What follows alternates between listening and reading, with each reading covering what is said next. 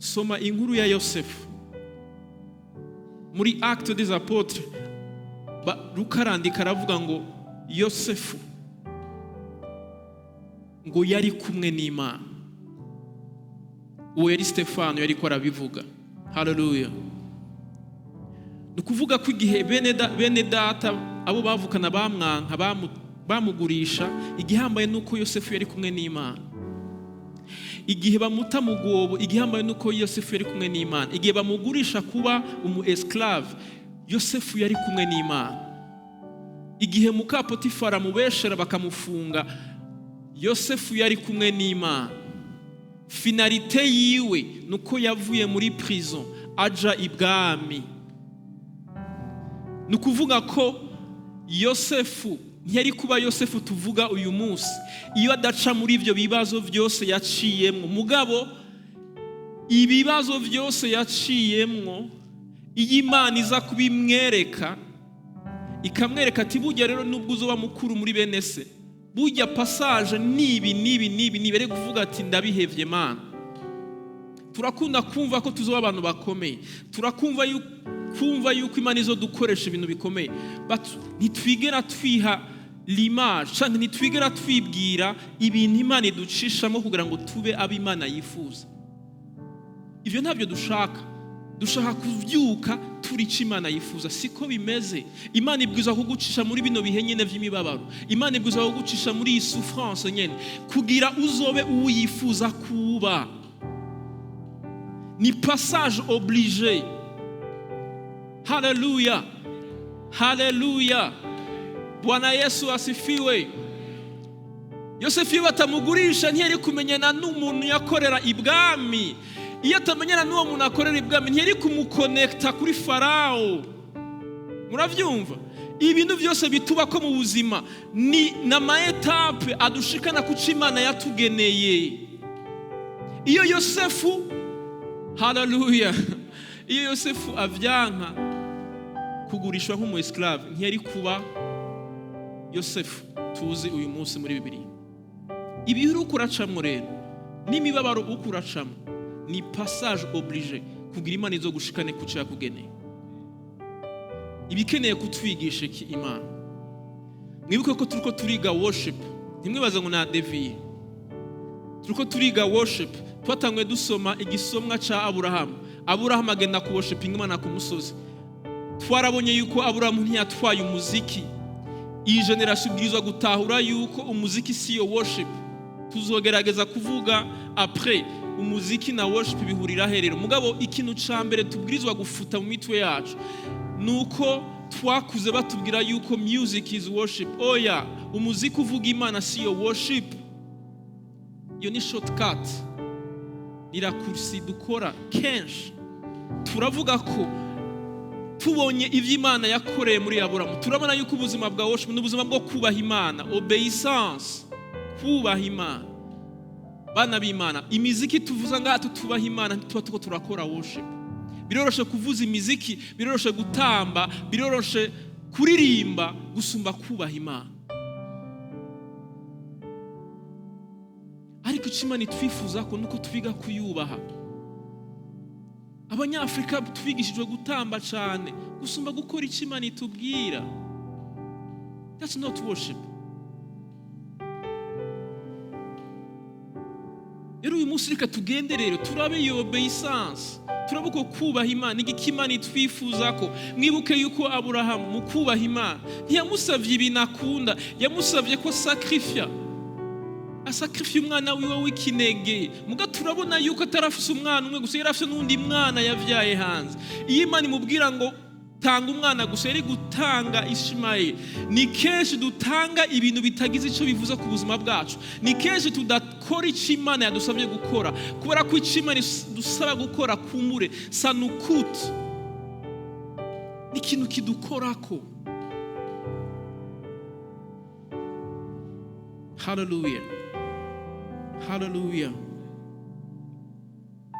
Dusomera Abaheburayo igice ca 5 umurongo 8 n'uw'icenda.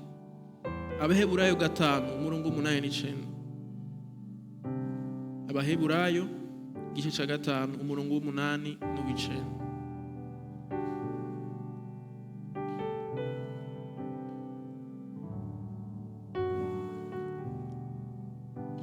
abantu bamaze igihe bibaza ati mana mbega bino bihe tuzobivamwo ryari, mbega aya magorwa aya majojo afise mbega mana azohera ryari. Uyu munsi utahane message yawe. Abaheburayo 5 murongo w'umunani haravuga ngo naho yari umwana yigishwa kumvira Imana nibyo yababajwe. Yagize iki? Yababajwe. Yigishijwe kugira iki? Kumvira Imana. Na Yesu Kristo bwiwe yaraciye muri processus. Nubwo yari Imana akambara umubiri, ntiyasimvye iyo etape y'ukwigishwa obeissance biciye mu vyo yagize iki? Yababajwe. Nta muntu yiga obeissance muri royenge, nta muntu yiga kubaha Imana mu munezero, ntibibaho. Yesu nawe kugira ngo ashobore kutwitangira, ashobore gushikana mission yamuzanye, il a dû souffrir. Yarize l'obéissance mu vyo yagize iki? Yababajwe. Benda babaza ikibazo kimwe, mu vyo muruko murababazo, mbega muruko muriga obéissance canke musenga ngo ivyo bintu bibabaza biveho?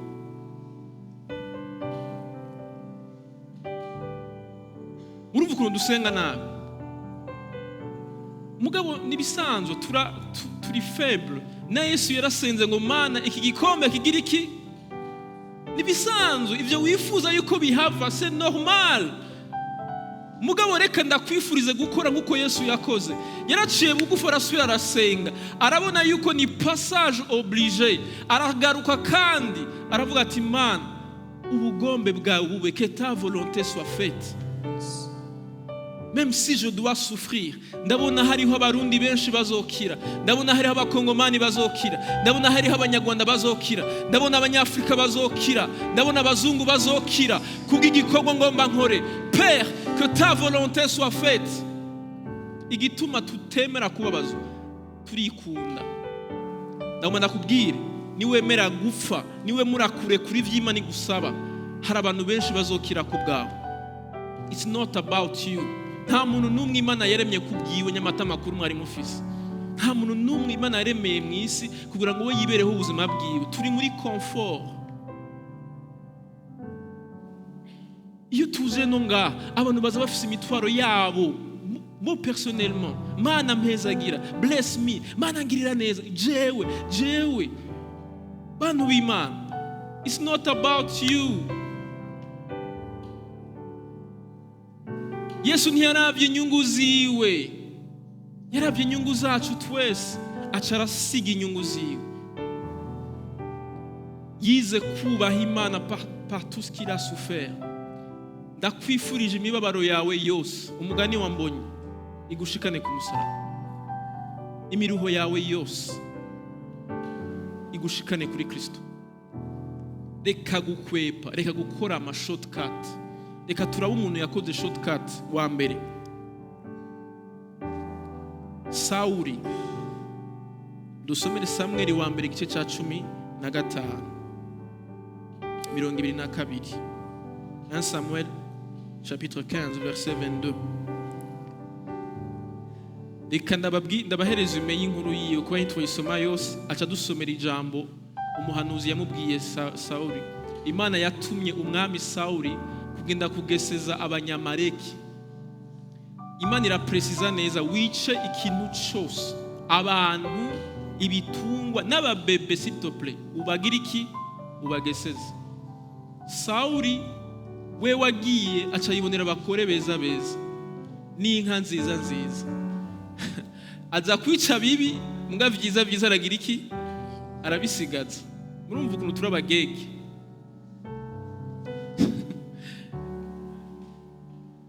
Hama mwumva ikosa yakoze rero. Akoze ikosa rya mbere ryo kudesobeyisa icyo Imana yamubwiye. Aca akora ikosa rya kabiri ryo gufata vya bintu yakuye muri desobeyisance, arabizana ngo urumva ngo nje kubishikana. Za nka nziza ngo nazibikiye les sacrifices. Mana nabibikiye kuza kubikugira iki? Kubigushikanira. Mwumva ukuntu umwana w'umuntu yari muri desobeyisance atabwengagira. Mbega abagore beza nabo nyine yarabazanye kubasacrifiya imbere y'Imana. abagore beza beza yababitse kugira basacrifice imbere y'Imana.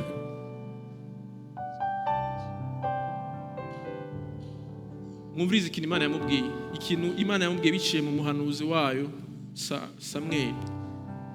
Samweli aramwishura ati mbega uhoraho ahimbarwa n'ibimazi byoswa n'ibindi bimazi. Mbega Imana ihimbarwa n'iki? N'ibimazi byoswa n'ibindi bimazi gusumba uwumwumviye. Erega kumvira gusumba ibimazi. Kumvira bisumba iki? Ibimazi. Bantu b'Imana, iri jambo muritane mu mitima yanyu. Imana ntikeneye ibikorwa byanyu byinshi muko muriruhisha. Imana ikeneye ko muyumvira c'est tout.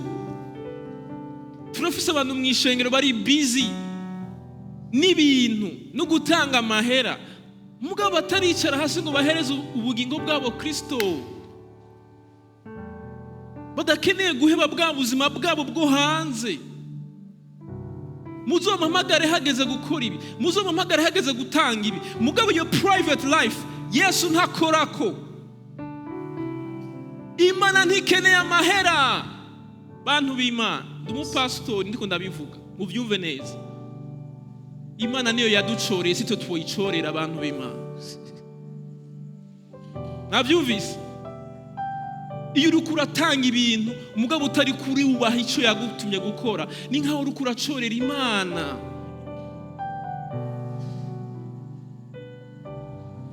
Byasabye yuko Imana ibibutsa yuko ibiri mu isi byose ariyo yabiremye, ko atabimazi boyiha byo ihimbara, ko icyo yamye ishaka ari uko umuntu ayubaha c'est tout. Turiruhisha dukora ibintu byinshi arakucara ikintu kimwe. Reka twemere uyu mwaka Imana idutwara aho yifuza ko tuja. Reka uyu mwaka Imana tuyemerere iducongaconga uko yifuza. Tureke gutinya ibintu, tureke gutinya abantu b'Imana. Dukora icyo Imana itubwiye gukora, ata muntu n'umwe aduteye ubwoba. Ari byo Imana yakubwiye guheba bihebe, ari byo Imana yagusabye gusacrifier bisacrifier. Ndababwira inkuru nziza, ibi ni Imana ikura gusaba guheba ni kubw'inyungu yawe. Abanyamaleki Imana yari yabwiye Sawuli aje kwica, nibwo bwoko de génération en génération bwamye bushaka gukora génocide y'abajuife. Imana yabimubwiye kugira bafute, kugira muri kazoza abana babo ntibazokome bariko baragwana n'abanyamaleki. Abantu bose muramwumva ngo ba Baraki n'abandi bamye bashaka kwica Abisirayeli, bava muri ubwo bwoko. Ni kuvuga ce que Dieu veut tuer maintenant ni Imana ibona ko kizokwica muri kazoza. Abo bagenzi Imana ikeneye kuheba nuko Imana ibona ko aribo bazokwica ejo. Ivyo bintu Imana ishaka kwica mu buzima bwawe nuko ibona ko aribyo bizokwica ejo, mugabo wewe nta maso ufise yo muri kazoza. Imana iba hose en même temps, iba muri passé, présent, no futur. Kuko Imana ivuga ngo ndiho meaning ntiri géré par le temps. Irashobora kuba muri 2030 ikabona ibibazo uzohura navyo, hama igakiza uyu munsi ikakubwira ati iki kintu kireke. Imana ikeneye ku explica kuko nta deni ifitiye umuntu wari we wese. Imana ikubwira ati lesa, hama ukigira umuyu wayo ukabandanya ubikora, hama muri 2030 ugacubona les conséquences za vya bintu. Ugucutangura kuvuga ngo Imana yagize iki? Dukunda kuvuga gute? Ngo Imana yagize iki? Yampanye. Oya, ni conséquence yo kutumvira kwawe. C'est pas Imana yaguhanye, Imana ikwifuriza ibyiza yewe mwana w'umuntu. Nta kintu na kimwe Imana igusaba cy'inyungu zayo, kubw'urukundo idukunda idusaba ngo dupfe. Tudapfuye ntituzobaho ubuzima Imana yifuza ko tubaho. Hallelujah. Tuve mu shortcut, tuve mu marakursi. Hallelujah. Twemerere Imana idukoresha icyo yifuza kudukoresha. Bwana Yesu asifiwe sana. Matayo igice cya 4 umurongo wa 4 gushika ku 10. Turangize kuri verse hama tushe dusenga. Amen. Yesu yarageragejwe nk'uko natwe tugeragezwa, ariko we nta caha yigeze akora. Rero namwe ndababwire ngo ubu buzima Imana itwifuza ko bwa obeisance niyo worship. Ibindi byose ni theatre dukora. Ibindi byose twokora, ama church services twokora, ama ntumbaza imiziki twokora, no gucreate show. Niyo tutiga kwicara hasi, twumva icyo Imana itubwiye, hama dukora icyo Imana itubwiye. Hallelujah. Matayo igice cya 4 umurongo wa 4 umutwe w'amajambo uravuga ati Yesu ageragezwa na Satani. Aramwishura ati byanditswe ngo umuntu ntatungwa n'umutsima gusa, Umuntu agira iki? ariko atungwa n'ijambo ryose riva mu kanwa k'Imana. Iri jambo ndakeneye kujyatura mu mitima y'abarundi muri no mugoroba. Abantu benshi bariko baratakaza icyo Imana yabagize kubw'umutsima. Tutayishiyaye tubaho gute? Ikitubeshaho si umutsima, ikitubeshaho n'amajambo yose avuye mu kanwa kuhoraho. Bindababaza bigenda gute ngo mubeho hataja mu Imana mufise? Ntimuriho, you don't exist. You don't live. Nico gituma abantu benshi barasurvivinga, ntibalivinga. Kubera umuntu atangura kubaho kubw'ijambo ryande rya Kristo. Mugabo dufise generation yakuze yigishwa yuko life nukujya neza, kujya aho ushaka, kwambara neza, ukambara ibyo ushaka, ukaronka imodoka nziza ushaka, ukaronka inzu. Ubwo si ubuzima. Birakenewe yuko tubiformata mu mitima yacu, tukaronka iforoma shasha ivuga ngo Kristo niwe buzima. Muca mumbaza muti none ni kubera iki?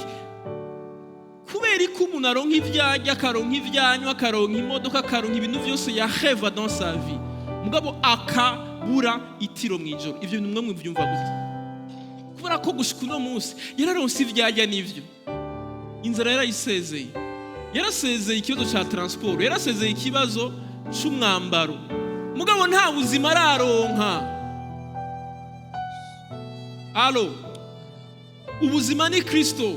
Niyo wava muri no utamenye Kristo uzoba urumufu. Hallelujah. Hallelujah. Amen. Uviriza rero muri bino bihe nyine bigoye, nibihe kwisi yose abantu bariko baracamo, aho injya zita umuntu atakijya uko yashaka kujya, atakironka ibintu uko yashaka kubironka. Remember ko umuntu adatungwa n'iki? Umutsima.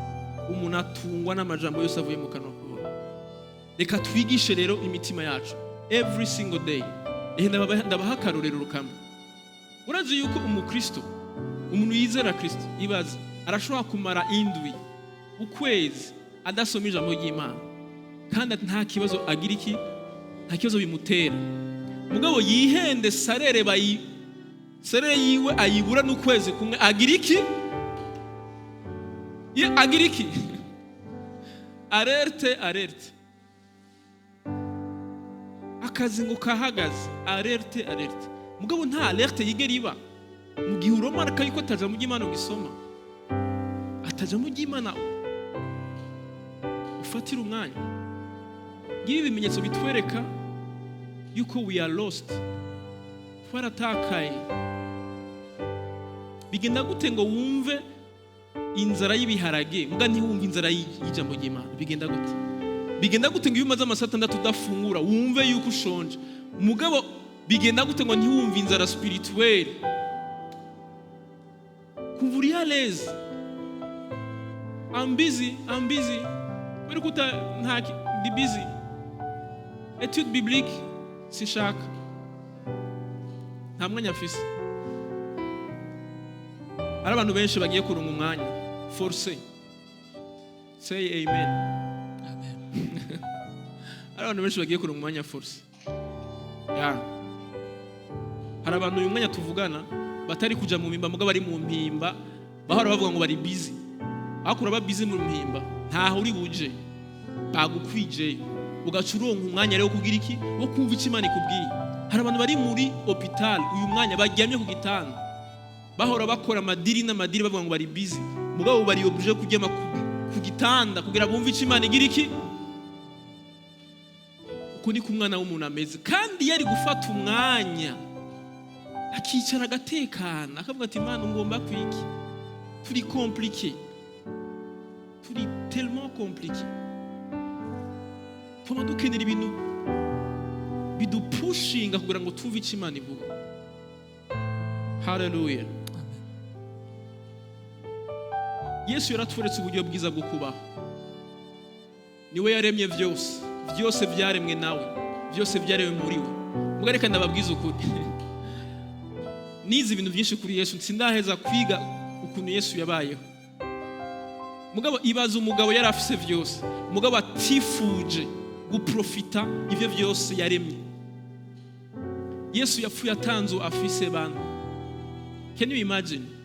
Niwe yaremye amazu, niwe yaremye materiyo zose bakoramo amazu. Mugabo yapfuye atatonga afise. Can you imagine? Ijya stress wamufise ngo ntatonga afise. Yesu ntashobora kuyikomprena kuko igihe yari ariho ntayo yari afise. Hari ibintu dusenga Imana idakomprena dans son langage. Pour ntidusome ijambo ry'Imana ngo turabe ibintu Imana ibona ko ari priorité. Dufata vya bintu Imana yo yahevye vyose irabisiga, nibyo tuje gusaba Imana. C'est très dommage. Tugafata amasaha 2 5 imisi 40 yo kwisonzesha turiko dusaba Imana ibintu we yari afise mugabo yahevye. Ninde babwiye ko gukurikira Yesu ari royenga? Oya. Yesu abashatse kumukurikira bose yarababwiye très clairement, pick up your cross. Mwikorera umusaraba wanyu hama mugira iki? Yesu twigishijwe ni Pilate. Yesu ajejwe kudushitsa mu ngiro ivyifuzo byacu byose. Uwo si Yesu. Yesu wa vrai. Uje umurondera ko amatongo akubwira ngo imbwebwe zifise iki? Imyobo. Ariko umwana w'umuntu ntagira iki? Nahakiye ku musaya. Ukwikira Yesu ntibyoroshe. Ariko ndakunda Yesu. Nuko yarabizi yuko c'est ça l'essentiel. Yaduhaye l'essentiel, yaduhaye amahoro, yaduhaye umunezero, yaduhaye kugororoka. C'est ça la vraie vie. Mugabo ivyo tuzobibonesha amaso yacu après cette vie, malheureusement. Barahiriwe abantu babibona bakiri muri buno bugingo bakabona la vraie vie. Haleluya. Amen. Bwana Yesu asifiwe. Duhaguruke. Reka Pastor Hervé azi imbere adufashe dusengera imitima yacu. Imana idushoboze kubaho ubuzima bwa worship yifuza.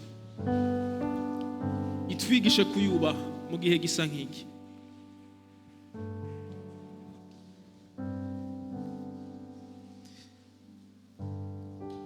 Reka dusenga Imana. Ariko nagomba mutanira ijambo rivuga ngo notre pain quotidien c'est la parole de Dieu. Sans la parole, tout a somme ijambo ry'Imana, tutarimbura ijambo ry'Imana, nous sommes vides. Tugenda turamenya ataco dufise. Mwami Yesu Kristo, suka inzara n'inyota mu mitima yacu yo gukunda ijambo ryawe. Ijambo rihishu, ijambo riri mu bwenge, ijambo riri mu bushobozi, rishobora kurema ubuzima rushasha mu mitima yacu, rishobora gukombla lo vide dufise mu mitima yacu.